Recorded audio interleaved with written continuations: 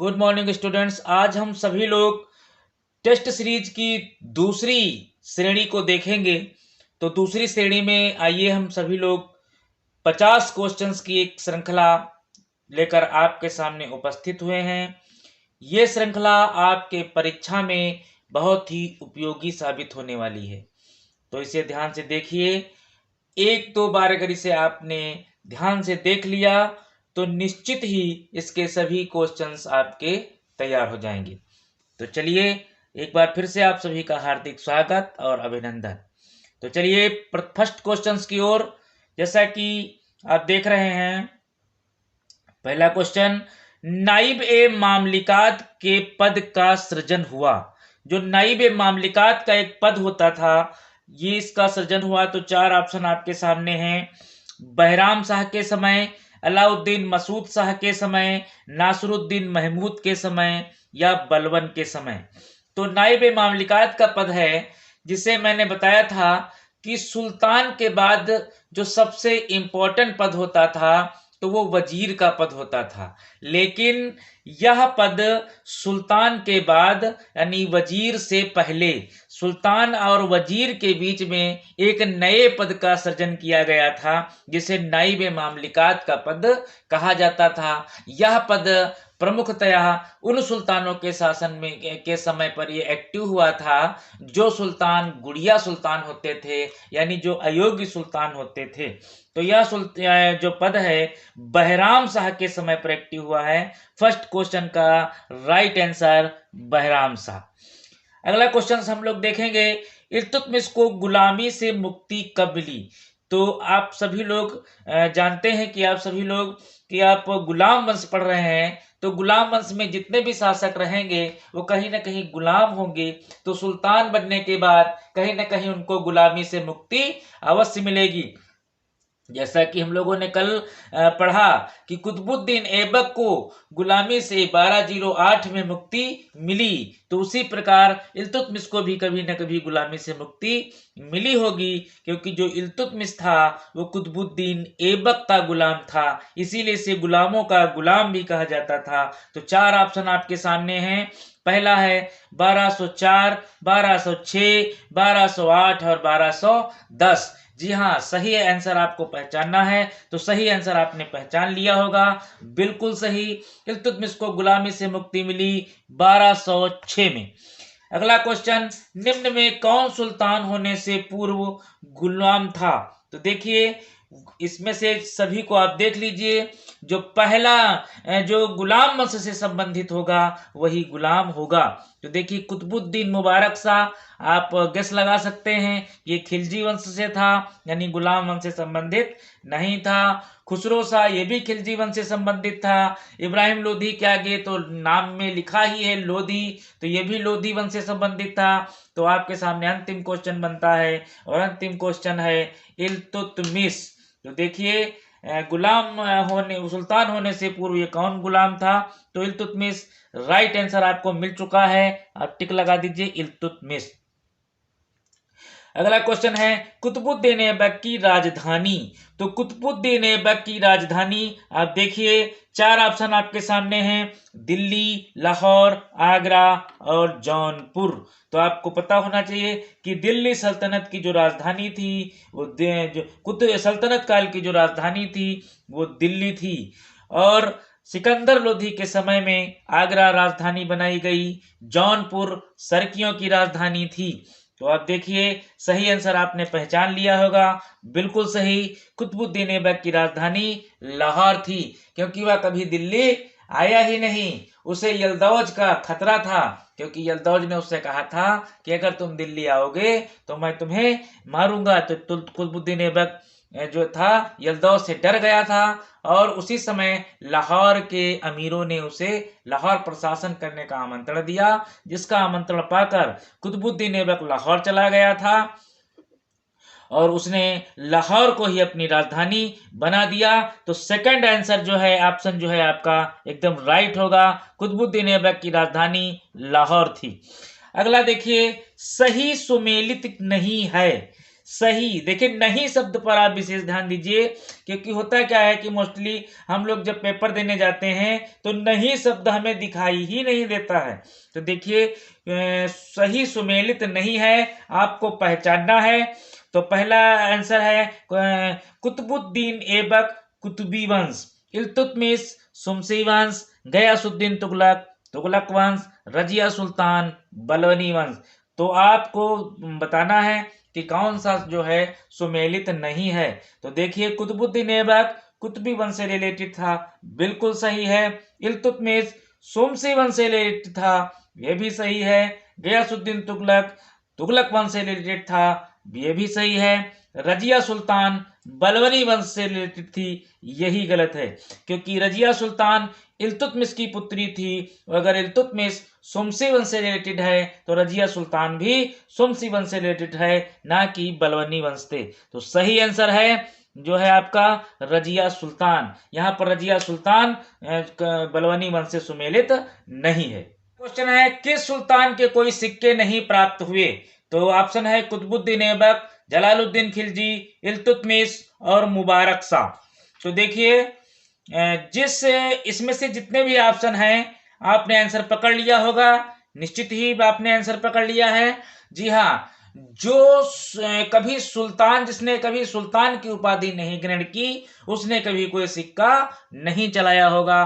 तो ऑप्शन आपको मिल चुका है कि कुतुबुद्दीन ऐबक एक ऐसा व्यक्ति था जिसने कभी भी जो है सुल्तान की उपाधि नहीं ग्रहण की, केवल मलिक और सिपह सलार की उपाधि से ही कार्य चलाया।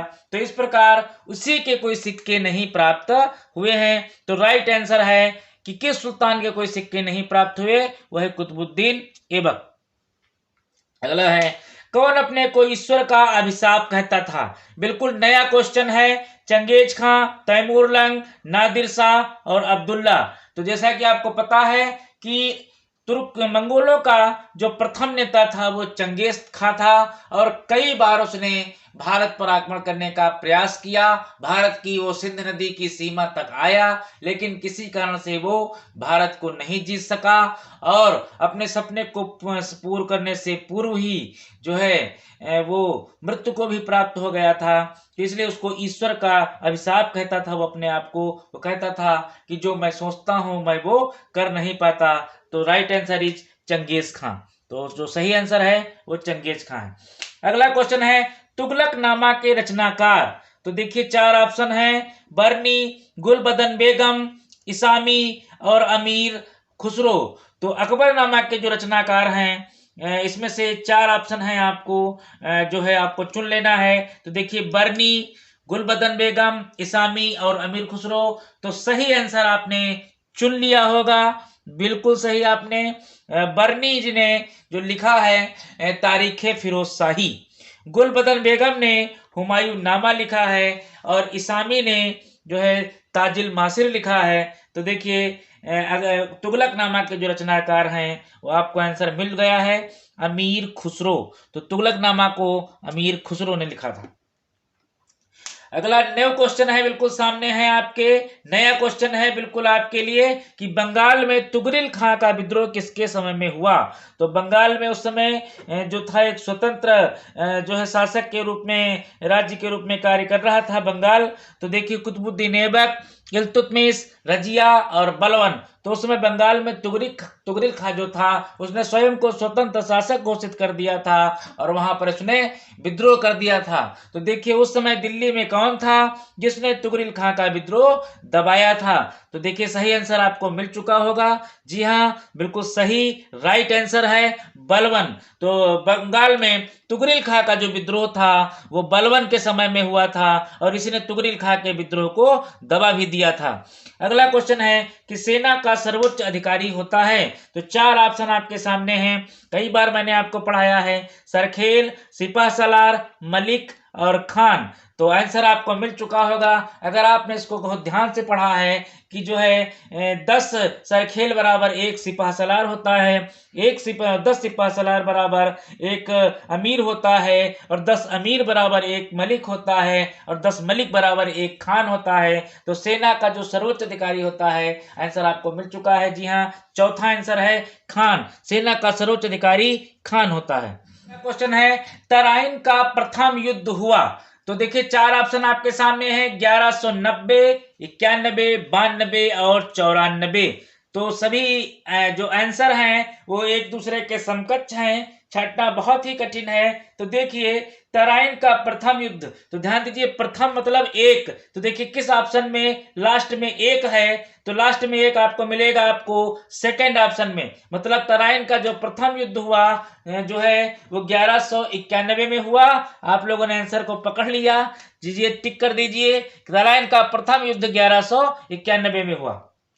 देखिए तराइन का द्वितीय युद्ध, तो शायद आंसर आप लोगों ने इसमें भी ऊपर वाले क्वेश्चंस की तरह आंसर पकड़ लिया होगा। जी बिल्कुल, चार ऑप्शन है आपके सामने, 1190, 91, 92 और 94। तो आंसर आपने बिल्कुल पकड़ लिया है, तराइन का द्वितीय युद्ध।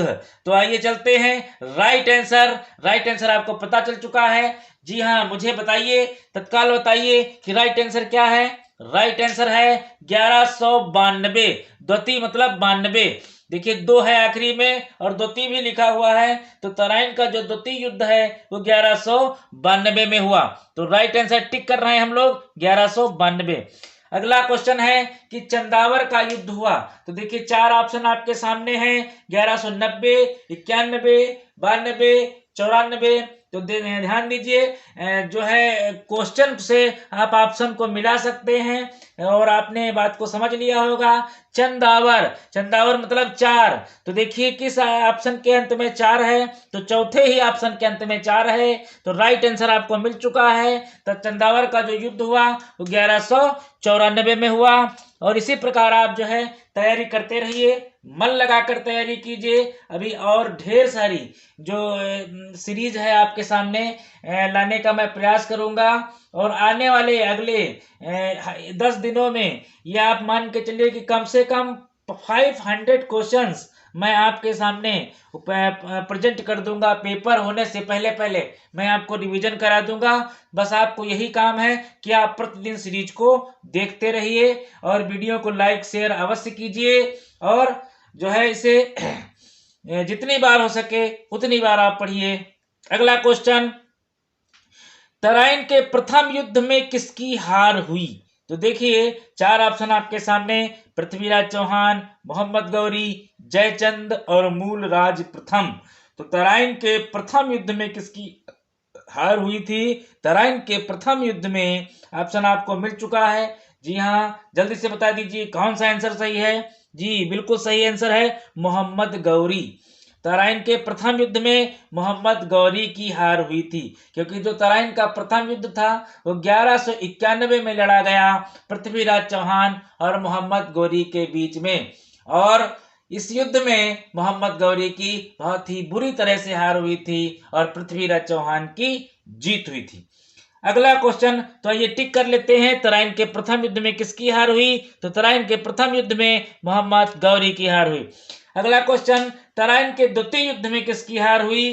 तो आप देखिए तराइन के द्वितीय युद्ध 1192 में लड़ा गया। चार ऑप्शन आपके सामने, पृथ्वीराज चौहान, मोहम्मद गौरी, जयचंद और मूलराज प्रथम। तो तराइन का जो द्वितीय युद्ध था वो पृथ्वीराज चौहान और मोहम्मद गौरी के बीच में ही लड़ा गया, क्योंकि प्रथम युद्ध में मोहम्मद गौरी पृथ्वीराज चौहान से हार गया था और हारने के बाद ये वापस गया, अपनी एक विशाल सेना को कलेक्ट किया और पुनः इसने पृथ्वीराज चौहान पर आक्रमण किया। तो इस युद्ध में क्या हुआ कि पृथ्वीराज चौहान का यहाँ के राजपूतों और चालुक्यों चंदेलों ने इनका जो है साथ नहीं दिया। इस वजह से पृथ्वीराज चौहान की द्वितीय युद्ध में हार हो गई। तो राइट आंसर इज है पृथ्वीराज चौहान, यानी तराइन के द्वितीय युद्ध में पृथ्वीराज चौहान की हार हुई। रक्त एवं लौह की नीति अपनाई थी। नेक्स्ट क्वेश्चन, रक्त एवं लौह की नीति अपनाई थी। तो चार ऑप्शन आपके सामने, कुतुबुद्दीन ऐबक, इल्तुतमिश, रजिया और बलबन। तो देखिए आपको आंसर छाट लेना है, बहुत ही इंपॉर्टेंट क्वेश्चन है। रक्त एवं लौह की नीति अपनाई, तो रक्त एवं लौह की नीति आंसर आपको पता चल चुका होगा। जी हाँ, राइट आंसर जल्दी से बता दीजिए। जी हाँ, राइट आंसर है चौथा बलवन। रक्त एवं लौह की नीति अपनाई थी बलवन। और ध्यान दीजिएगा, रक्त एवं तलवार की नीति अलाउद्दीन खिलजी ने अपनाई थी। तो ध्यान दीजिएगा, दोनों में कंफ्यूज नहीं होना है। रक्त एवं लौह की नीति बलवन ने अपनाई और रक्त एवं तलवार की नीति अलाउद्दीन खिलजी ने अपनाई थी। नेक्स्ट क्वेश्चन, सल्तनत काल की प्रथम मुस्लिम शासिका। तो चार ऑप्शन आपके सामने हैं, नूरजहां, रजिया सुल्तान, गुलबदन बेगम और हमीदा बानो। तो रजिया जो है इस प्रथम मुस्लिम शासिका थी। नूरजहां ये आपके मुगल काल से संबंधित हैं। गुलबदन बेगम ये भी मुगल काल से संबंधित हैं। हमीदा बानो ये भी मुगल काल से संबंधित हैं। तो आपका ऑप्शन नंबर 2 बचता है, रजिया सुल्तान। जी हाँ, सल्तनत काल की प्रथम मुस्लिम शासिका और मध्य युग की आदित्य स्त्री जिसे कहा जाता है रजिया सुल्तान, इल्तुतमिश की सबसे बड़ी पुत्री रजिया सुल्तान। तो जी हाँ, राइट आंसर होगा रजिया सुल्तान, सेकेंड ऑप्शन। अगला क्वेश्चन है, किसने सुल्तान को धरती पर ईश्वर का प्रतिनिधि बताया? बहुत ही अच्छा क्वेश्चन, वेरी गुड क्वेश्चन। चार ऑप्शन आपके सामने, कुतुबुद्दीन ऐबक, इल्तुतमिश, रजिया और बलवन। तो सही आंसर आपको बताना है कि किसने सुल्तान को इस धरती पर ईश्वर का प्रतिनिधि बताया था। तो राइट आंसर आपको मिल चुका है, जल्दी से बता दीजिए। जी हाँ, बिल्कुल सही आंसर है बलवन। बलवन ने सुल्तान को धरती पर ईश्वर का प्रतिनिधि बताया था। तो आप टिक लगा लीजिए बलवन पर। अगला क्वेश्चन, दिल्ली सल्तनत की स्थापना हुई थी। तो दिल्ली सल्तनत की स्थापना कब हुई यह आपको बताना है, क्योंकि आप सल्तनत काल पढ़ रहे हैं। अगर आपको ये नहीं पता है कि दिल्ली सल्तनत की स्थापना कब हुई थी तो सल्तनत काल पढ़ने का कोई अर्थ ही नहीं बचता है। तो चार ऑप्शन आपके सामने हैं, 1194, 1206, 1208 और 1210। तो थोड़ा सा भी अगर आप गेस लगाएंगे तो आंसर आप जान जाएंगे कि दिल्ली सल्तनत पर पहली बार कुतुबुद्दीन ऐबक गद्दी पर बैठा। तो देखिए, कुतुबुद्दीन ऐबक 1206 में जो है गद्दी पर बैठा था। तो राइट आंसर इज 1206, यानी दिल्ली सल्तनत की जो स्थापना हुई थी वो 1206 में हुई थी। अगला क्वेश्चन है, भारत में मकबरा शैली का जन्मदाता किसे कहा जाता है? तो चार ऑप्शन आपके सामने, कुतुबुद्दीन ऐबक, इल्तुतमिश, रजिया और बलवन। तो मकबरे का नाम लेते ही आप लोग समझ गए होंगे कि भारत का जो प्रथम मकबरा था वो सुल्तान गढ़ी का मकबरा था, जो नासिरुद्दीन महमूद की याद में बनाया गया था। और नासिरुद्दीन महमूद इल्तुतमिश का पुत्र था, यानी सुल्तान गढ़ी के मकबरे का निर्माण इल्तुतमिश ने कराया था। तो आंसर आप लोगों के सामने आ चुका है, आप सभी लोग आंसर जान चुके हैं, टिक कर लीजिए। इल्तुतमिश भारत में मकबरा शैली का जन्मदाता इल्तुतमिश को कहा जाता है। पैबोस एवं सिजदा नाम की प्रथा चलाई थी। तो इस प्रथा के बारे में आपको बताना चाहूंगा कि जो सुल्तान था, जब कोई व्यक्ति उससे मिलना जाता था तो पैबोस यानी उसके दाहिने पैर के अंगूठे को चूमता था और सिजदा करता था, यानी अपना सर रखता था राजा के यानी सुल्तान के चरणों में, यानी सर रख करके जो है सिजदा करता था। तो पैबोस एवं सिजदा नाम की प्रथा चलाई थी। आंसर समझ गए होंगे आप सभी लोग। चार ऑप्शन है आपके सामने, कुतुबुद्दीन ऐबक, इल्तुतमिश, रजिया और बलवन। इसी तरीके से आपको पेपर में भी क्वेश्चंस मिलेंगे और आपको 30 से 40 सेकंड के अंदर आंसर को चुनना है और तुरंत ही आपको आंसर शीट पर गोला भरना है। तो तैयारी वही लोग 30 से 40 सेकंड में आंसर दे पाएंगे जिनकी तैयारी बहुत जबरदस्त होगी, मजबूत तैयारी होगी। तो उम्मीद करेंगे कि आप सभी लोग बहुत ही जबरदस्त और मजबूत तैयारी करेंगे। राइट आंसर है कि पैबोस एवं सिजदा नाम की प्रथा चलाई थी बलवन ने। तो जो मैं टिक कर रहा हूं बलवन, कि पैबोस एवं सिजदा नाम की प्रथा बलवन ने चलाई थी। अगला क्वेश्चन है कि लाल वस्त्र पहनकर किसने जनता का समर्थन मांगा? तो चार ऑप्शन आपके सामने, कुतुबुद्दीन ऐबक, इल्तुतमिश, रजिया और बलवन। तो लाल वस्त्र पहनकर सबसे पहले आप समझ गए होंगे, आंसर है आपके सामने। मैं आंसर आपको बता देता हूं, आंसर है रजिया।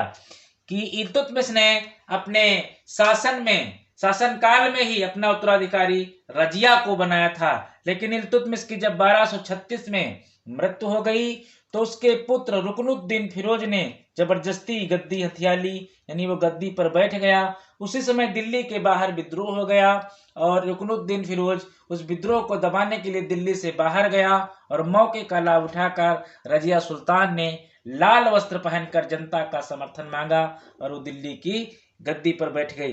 तो right answer is Razia. Next question है, नवरोज नामक पारसी त्योहार कौन मनाता था या किसने मनाने की प्रथा की शुरुआत की थी?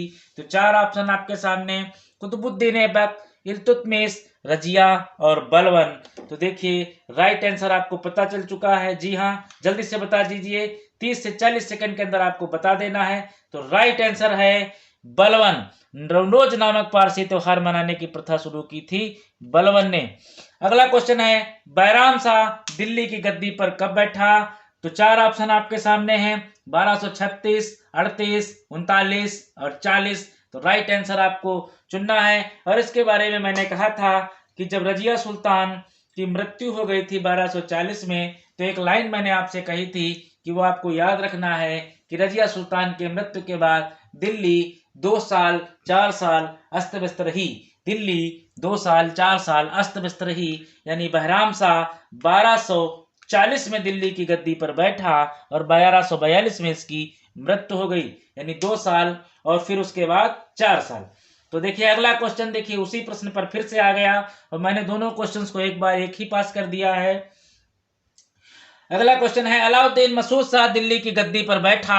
तो फिर से वही क्वेश्चन कि दिल्ली रजिया के मृत्यु के बाद 2 साल 4 साल अस्त व्यस्त रही। तो आप गणित लगा लीजिए कि 2 साल मतलब बैराम शाह और 4 साल यानी मसूद शाह, क्योंकि बैराम शाह के बाद दिल्ली की गद्दी पर अलाउद्दीन मसूद शाह बैठा।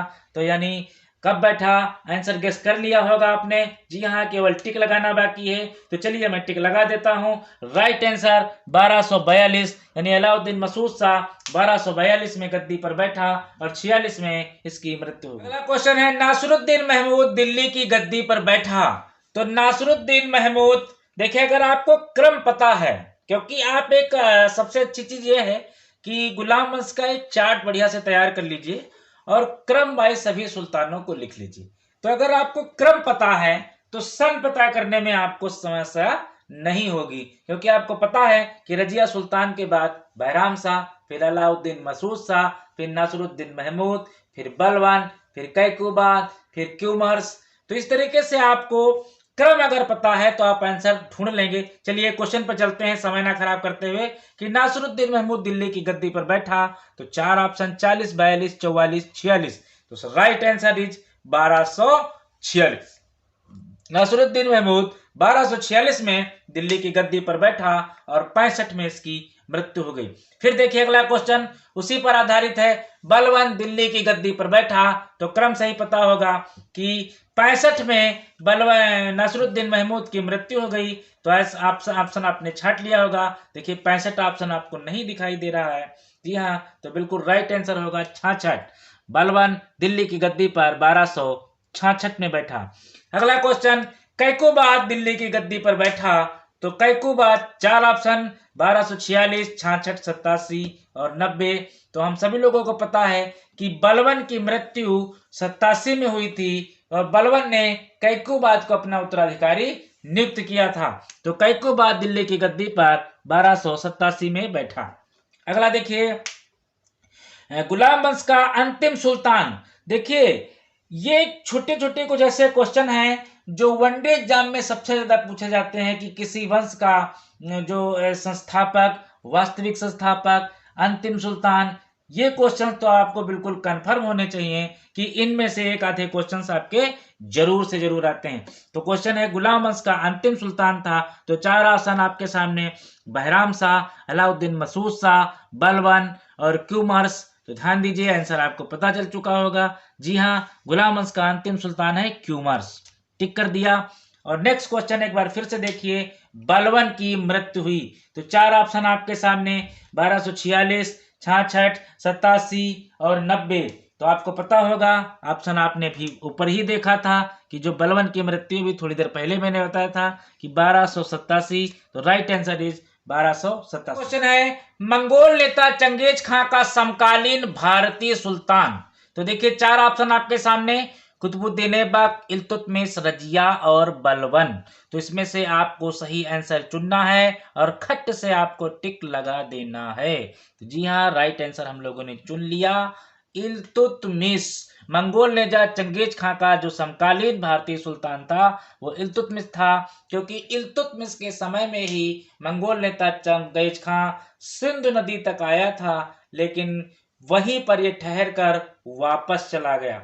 अगला क्वेश्चन है, बलबन ने किस विभाग की स्थापना की थी? तो ध्यान दीजिए, चार ऑप्शन आपके सामने हैं, बरीद मुमालिक, दीवाने रियासत, दीवाने अर्ज और दीवाने बंदागान। तो आपने गैस लगा लिया होगा, जी हाँ, दीवाने बंदागान। इसे फिरोज शाह तुगलक ने स्थापित किया था, जिसमें उसके जो है दास रहते थे, गुलाम रहते थे, जिनकी संख्या 1,80,000 के आसपास थी। फिर है बरीद मुमालिक, ये गुप्तचर विभाग था। दीवाने रियासत ये अलाउद्दीन खिलजी के समय में स्थापित किया गया था। तो थर्ड आंसर जो है आपका बिल्कुल राइट है कि बलबन ने दीवाने अर्ज नामक सैन्य विभाग की स्थापना की थी। यह एक सैन्य विभाग था और जो इसका हेड होता था उसे आरिज मुमालिक कहा जाता था। कई बार पेपर में क्वेश्चन पूछा गया है, बहुत सारे कंपटीशन में ये विभाग पूछा गया है, तो विशेष ध्यान दीजिएगा इसके ऊपर। अगला क्वेश्चन है कि इल्तुतमिश ने बगदाद के खलीफा से खिलायत प्राप्त किया। कल ही हम लोग बात कर रहे थे कि इल्तुतमिश दिल्ली का प्रथम वैधानिक सुल्तान था, और वैधानिक सुल्तान ये तभी बना जब बगदाद के खलीफा अल मुतस्सिर बिल्लाह ने इसे खलीफा की यानी खिलायत प्राप्त किया जो है। तो इसको कब दिया गया था खिलायत? चार ऑप्शन आपके सामने है, 21, 27, 29, 31। तो ध्यान दीजिए कि इल्तुतमिश 1211 में दिल्ली की गद्दी पर बैठा और काफी सफर इसने किया, और अंत में जब इसको लगा कि साधारणतः इस तरीके से कार्य नहीं चलेगा, तो उसने बगदाद के खलीफा से खिलायत प्राप्त किया। तो वो सन है आपके सामने, जी हाँ, गेस कर लिया होगा आपने, राइट आंसर है 1229, यानी इल्तुतमिश ने बगदाद के खलीफा से 1229 में खिलायत प्राप्त किया। अगला क्वेश्चन है कि किस मंगोल नेता ने 1258 में खलीफा की हत्या कर दी थी? तो बहुत गलत काम किया भाई, किसने कर दी है? देखिए ऑप्शन पढ़ लेते हैं हम लोग, चंगेज खां, अब्दुल्ला, हलाकू, मंगबरनी। कौन हो सकता है? गेस कर लीजिए, जल्दी से गेस कर लीजिए। हाँ, बड़ा कठिन नाम ही ऐसा है कि हलाकू, हलाकू ने हत्या कर दी। आप ध्यान रखिएगा, हलाल कर दिया हलाकू ने। तो जी हाँ, 1258 में हलाकू ने खलीफा की ही हत्या कर दी थी। जो बगदाद के खलीफा होते थे, जिनका एक वर्चस्व होता था पूरे मुस्लिम समाज में, पूरे जो विश्व के जो मुस्लिम समाज होते थे उनमें एक वर्चस्व होता था, तो ये हलाकू ने उन्हीं की हत्या कर दी। अगला क्वेश्चन है, वह सुल्तान जो पैदाइशी हिंदू था बाद में मुसलमान हो गया। तो देखिए ध्यान दीजिए, कैकूबाद, मुबारक शाह, खुसरो शाह, आराम शाह। तो चार ऑप्शन आपके सामने हैं, गेस आपने लगा लिया होगा। आराम शाह ये तो कुतुबुद्दीन ऐबक का पुत्र था, मुबारक शाह अलाउद्दीन खिलजी का पुत्र था, कैकूबाद बलबन का पोता था। तो आंसर आपके सामने अब आ चुका है, आंसर है खुसरो शाह। खुसरो शाह जो था वो सुल्तान पैदाइशी हिंदू था और बाद में मुसलमान बन गया था, इसीलिए इसके समय में नारे लगे थे कि इस्लाम खतरे में है, इस्लाम खतरे में है। बहुत सारे नारे लगे और इसका बहुत ज़्यादा विरोध हो गया था, इसलिए यह 1320 में गद्दी पर बैठा और 3-4 महीने के बाद ही इसे गाजी मलिक ने हत्या कर दी थी। तो खुसरो शाही राइट आंसर, इस तीसरा जो ऑप्शन है आपका बिल्कुल राइट आंसर है। अगला क्वेश्चन है, मंगोल आक्रमण ने दिल्ली सल्तनत की किस नीति पर सर्वाधिक प्रभाव डाला? तो देखिए चार नीतियां आपके सामने लिखी गई हैं, आर्थिक नीति, सैनिक नीति, व्यापारिक नीति और विदेश नीति। तो जी हाँ, इसमें से सही आंसर आपको चुनना है। थोड़ा सा आप गेस लगाइए, जो मंगोल होते थे ये बहुत ही लड़ाकू प्रवृत्ति के होते थे, पूरा पूरा दिन ये लोग युद्ध करते रहते थे, पूरे पूरे वर्ष ये लोग युद्ध करते रहते थे। तो ध्यान दीजिए कि इन्होंने किस नीति पर जो है प्रभाव डाला। जी हाँ, बिल्कुल गेस लगा लिया है आपने, बिल्कुल राइट आंसर है सेकंड, सैनिक नीति। मंगोल आक्रमण ने दिल्ली सल्तनत की सैनिक नीति पर सर्वाधिक प्रभाव डाला था, यानी हमारे यहाँ के सुल्तानों ने जो है सैनिक नीति मंगोलों से जो है अपना ली थी। अगला क्वेश्चन है कि अकालग्रस्त लोगों की सहायता हेतु संहिता किसने बनवाई थी? बहुत अच्छा राजा। देखिए 4 ऑप्शन आपके सामने, गयासुद्दीन, अलाउद्दीन, मोहम्मद बिन तुगलक और इल्तुतमिश। तो आंसर आपको मिल चुका होगा, कई बार आपने पढ़ा है। अकालग्रस्त लोगों की सहायता के लिए मोहम्मद बिन तुगलक ने संहिता बनवाई थी। राइट आंसर है, क्योंकि जब इसने दोआब में कर वृद्धि कर दी थी तो उसी समय अकाल पड़ गया, और बाद में जब इसको ये पता चला कि जो लोग हैं वो कृषि को छोड़कर जंगलों की ओर भागने लगे हैं, तो उन्होंने उन कृषि कर लोगों को फिर से वहां पर बसने के लिए प्रेरित किया, उनके लिए सोन धन और तकावी जैसे ऋणों की व्यवस्था की और उनके लिए संहिता बनवाई। बहुत ही अच्छा राजा था जिसने कृषि की ओर विशेष ध्यान दिया और कृषि के लिए एक पृथक विभाग, दीवानी कोही विभाग की स्थापना भी की थी। तो right answer is Mohammad bin Tughlaq. 38 number, किस सुल्तान ने सिंध नदी में कूदकर आत्महत्या कर ली थी? तो 4 ऑप्शन सामने हैं, यल्दौज, कुबाचा, इल्तुतमिश और राजाराम। अभी हम लोगों ने, अगर हम लोग इतिहास को उठाकर पढ़ें तो इसके पहले एक और राजा हैं जिन्होंने नदी में कूदकर आत्महत्या कर ली थी। वो थे पंजाब के शाही वंश के जो हिंदू राजा थे जिनका नाम था जयपाल। जयपाल ने जो है सिंधु नदी में कूदकर आत्महत्या कर ली थी। इसी प्रकार यहाँ पर भी एक राजा देखिए सुल्तान है जो सिंधु नदी में कूद कर आत्महत्या कर लेंगे। राइट आंसर आपने चुन लिया होगा। जी हाँ, बिल्कुल सही, second option is right answer, Qubacha. Qubacha ने सिंधु नदी में कूदकर आत्महत्या कर ली थी कि जब इल्तुतमिश ने कुबाचा पर आक्रमण किया तो उस समय कुबाचा सिंध और मुल्तान का जो है सूबेदार था, यानी वहां का शासक था। तो इसने देखा कि इतनी बड़ी सेना जो इल्तुतमिश की आ रही है, मैं उसका सामना करने में असमर्थ हूं, तो इसने कहा जब चैन से जीने नहीं दोगे तो मुझे चैन से मरने दो। तो इस प्रकार इसने तत्काल सिंधु नदी में कूदकर आत्महत्या कर ली। अगला क्वेश्चन है, इल्तुतमिश को भारत में सल्तनत का वास्तविक संस्थापक माना जाता है? बिल्कुल माना जाता है कि दिल्ली सल्तनत का जो संस्थापक है वो कुतुबुद्दीन ऐबक को माना जाता है, लेकिन जो वास्तविक संस्थापक है वो इल्तुतमिश को माना जाता है। लेकिन ये बात किस जो है इतिहासकार ने कही है? तो 4 इतिहासकार आपके सामने हैं, आर.पी. त्रिपाठी, के.ए. निजामी, हबीबुल्ला और हसन निजामी। तो आपको सही आंसर आपको ढूंढना है। जी हाँ, तो आपके सामने सही आंसर, जी हाँ बिल्कुल सही आंसर है, second option is right answer, K A. Nizami. Iltutmish को भारत में सल्तनत का वास्तविक संस्थापक कहा जाता है, ऐसा के.ए. निजामी ने अपनी पुस्तक में लिखा है। अगला क्वेश्चन है, ताजुल मासिर के लेखक? तो फिर देखिए वही चारों ऑप्शन जो ऊपर थे वही यहाँ पर भी चारों ऑप्शन है, तो राइट आंसर आपको चुन लेना है। जी हाँ, बिल्कुल राइट आंसर है हसन निजामी। चौथे ऑप्शन के साथ हम लोग जाएंगे, हसन निजामी ने ताजुल मासिर की रचना की थी। क्वेश्चन है, रजिया बेगम को सत्याच्युत करने में किसका हाथ था? तो 4 ऑप्शन आपके सामने, तुर्कों का, अफगानों का, मंगोलों का और अरबों का। तो इसमें तो बहुत ही सरल क्वेश्चन है, थोड़ा सा दिमाग लगाने की जरूरत है कि अफगान अभी थे ही नहीं, मंगोल विदेशी हैं, अरबों का आक्रमण बहुत पहले हो चुका है, तो एक ही ऑप्शन बचता है तुर्क। तो रजिया बेगम को सत्याच्युत करने में तुर्कों का हाथ था, तो राइट आंसर इज तुर्क, क्योंकि जो चालीसा का गठन किया था इनके पिताजी इल्तुतमिश ने, और वो जो चालीसा का गठन था उसमें सभी 40 जो सरदार थे वो सभी तुर्की थे, और ये जो तुर्की सरदार थे ये किसी स्त्री को के सम्मुख अपना सर झुकाना पसंद नहीं करते थे, इसीलिए जब रजिया सुल्तान बनी तो उसका विरोध प्रारंभ हो गया, और इसी तुर्की अमीरों ने के रजिया को सत्याच्युत करने में महत्वपूर्ण भूमिका निभाई। अगला है, इल्तुतमिश ने यल्दौज को हराया था? तो 4 ऑप्शन आपके सामने, 1221, 1211, 1215 और 1229। तो राइट आंसर आपको चुनना है। जी हाँ, राइट आंसर आपने चुन लिया है, बिल्कुल third option is right answer. 1215 में इल्तुतमिश ने यल्दौज को हराया था, और इस युद्ध को तराइन का तृतीय युद्ध भी कहा जाता है। तो तराइन के 2 युद्ध भी आपने पढ़े थे, पहला था तराइन का प्रथम युद्ध 1191 में, दूसरा था 1192 में, और तीसरा है आपका 1215 में। इसे तराइन का तृतीय युद्ध कहा जाता है। नेक्स्ट क्वेश्चन है, रजिया का विरोध कर रहे तुर्की अमीरों के दल का नेता कौन था? तो देखिए 4 नाम है, मलिक इनुद्दीन कबीर खां आयाज, मलिक अलाउद्दीन कूची, निजामुद्दीन मुल्क जुनैदी, मलिक सैफुद्दीन कूची। तो देखिए राइट आंसर इज, हाँ आंसर पहचान लिया आपने, राइट आंसर इज निजामुल मुल्क जुनैदी।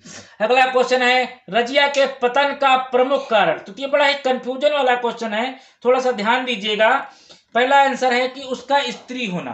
तो स्त्री होना को उसके पतन का मुख्य कारण नहीं है, क्योंकि अगर वो उसके स्त्री होना उसके पतन का कारण बनता तो वो 4 वर्ष शासन ना करती। अगला है वह कुशल प्रशासिका नहीं थी। तो ऐसा कहीं भी इतिहास में नहीं मिलता है कि वह कुशल प्रशासिका नहीं थी। तो देखिए 2 आंसर आपके सामने बचे हैं, नहीं दोनों में से आपको चुन लेना है। जी हाँ, बिल्कुल आपने चुन लिया होगा, रजिया द्वारा गैर तुर्कों को अधिक महत्व देना, बिल्कुल राइट आंसर है। अगला क्वेश्चन, रजिया ने अमीर हाजिब का पद किसे प्रदान किया था? तो 4 ऑप्शन आपके सामने, मलिक अल-तुनिया, मलिक वजीर एतगीन, मलिक कबीर खां अयाज और याकुत। तो आपने पढ़ा होगा कि आंसर आपको मिल चुका है। बड़ा ही फेमस नाम है, बहुत ही सरल नाम है रजिया का, जिसकी ओर बहुत ही ज़्यादा झुकाव था। ऐसा एक अपवाद के रूप में भी मिलता है और कहीं कहीं एक सवाब के रूप में भी मिलता है। चलिए जो भी हो, उससे हमें कोई लेना देना नहीं। तो राइट आंसर इज याकुत। रजिया ने अमीर हाजिब का पद याकुत को प्रदान किया। क्वेश्चन है, चालीसा दल का विघटन किसने किया? तो 4 ऑप्शन आपके सामने, कुतुबुद्दीन ऐबक, इल्तुतमिश, रजिया, बलबन। तो हम लोगों ने पढ़ा था कि जो चालीसा दल का जो गठन था वो इल्तुतमिश ने किया था। तो देखिए एक ऑप्शन तो आपका बच गया, 2 बचे। यानी गठन जब इल्तुतमिश ने किया तो उससे पहले वो कुतुबुद्दीन ऐबक आए थे, तो उनसे भी कोई लेना देना नहीं। आंसर बचते हैं 2 कि चालीसा दल का विघटन किसने किया? जी हाँ, आंसर आपने पहचान लिया है, जल्दी से बता दीजिए कौन सा आंसर सही होगा। जी हाँ, बलबन चौथा आंसर सही है। चालीसा दल का विघटन बलबन ने किया था। नेक्स्ट क्वेश्चन, समसुंदरी अभिलेख में दुनिया का खान किसे कहा गया है? एक नया क्वेश्चन आपके सामने है, पहली बार शायद आप पढ़ रहे होंगे। समसुंदरी अभिलेख में दुनिया का खान, तो 4 ऑप्शन है, सीधे आंसर ही बता देते हैं समय ना खराब करते हुए। जी हाँ, पहला आंसर है जूना खां। जूना खां यानी जूना खां किसे कहा गया है? मोहम्मद बिन तुगलक को। तो समसुंदरी अभिलेख में जो है दुनिया का खान जूना खां को कहा गया है। अगला क्वेश्चन, किस सुल्तान ने स्वयं को ईरानी शासक का वंशज कहा था? तो कुतुबुद्दीन ऐबक, इल्तुतमिश, रजिया और बलबन। 4 ऑप्शन आपके सामने, राइट आंसर आपको देना है। बिल्कुल, ईरान से अपने आप को कौन संबंधित करता था? कौन संबंधित करके जो है अपने उसने शासन को चलाया? जी हाँ, राइट आंसर आपने समझ गया होगा कि जिसने ईरानी नवरोज त्योहार मनाया था। आंसर आपको मिल चुका है। यहाँ राइट आंसर है बलबन। बलबन स्वयं को ईरानी शासक का वंशज कहता था। अगला क्वेश्चन है सेकंड लास्ट, बलबन ने कौन सी उपाधि धारण की थी? तो 4 उपाधियां देखिए आपके सामने हैं, तूती हिंद, कैसर हिंद, जिल्ले इलाही, दीन इलाही। तो राइट आंसर आपको मिल चुका होगा कि बलबन ने ही दैवीय अधिकारों के सिद्धांतों को प्रतिपादित किया था, यानी राजत्व सिद्धांत को देने वाला पहला, यानी गुलाम वंश का सर्वाधिक प्रभुता संपन्न पूर्ण संपन्न जो सुल्तान था वो बलबन था। तो आप शब्द समझ गए होंगे। सीधे ऑप्शन पर हम लोग चलते हैं, जिल्ल ए इलाही। बलबन ने जिल्ल ए इलाही उपाधि धारण की थी। अगला क्वेश्चन है, अमीर खुसरो को कहा जाता था? तो 4 ऑप्शन, तूती हिंद, कैसर हिंद, जिल्ले इलाही, दीन इलाही। तो देखिए जिल्ले इलाही अभी हमने आपको बताया कि बलबन के साथ जाएगा, दीन इलाही आपको पता है कि वो अकबर के साथ जाएगा, तो 2 बचेंगे, तूती हिंद, कैसर हिंद। तो right answer is first option, Tuti Hind, यानी अमीर खुसरो को तूती हिंद कहा जाता था। और अमीर खुसरो को वीणा और सितार का आविष्कारक भी कहा जाता था, खड़ी बोली का जनक भी अमीर खुसरो को कहा जाता था। और कहा जाता है कि अमीर खुसरो ने 7 सुल्तानों का शासन देखा था, पूरे अपने जीवन काल में 7 सुल्तानों का शासन देखा था। और अमीर खुसरो ने भारत के विषय में कहा था कि दुनिया में अगर कहीं स्वर्ग है तो भारत में है, भारत में है। Thank you. इसी के साथ मिलेंगे नेक्स्ट वीडियो में। तो वीडियो को लाइक और शेयर अवश्य कीजिए और मेहनत से तैयारी कीजिए।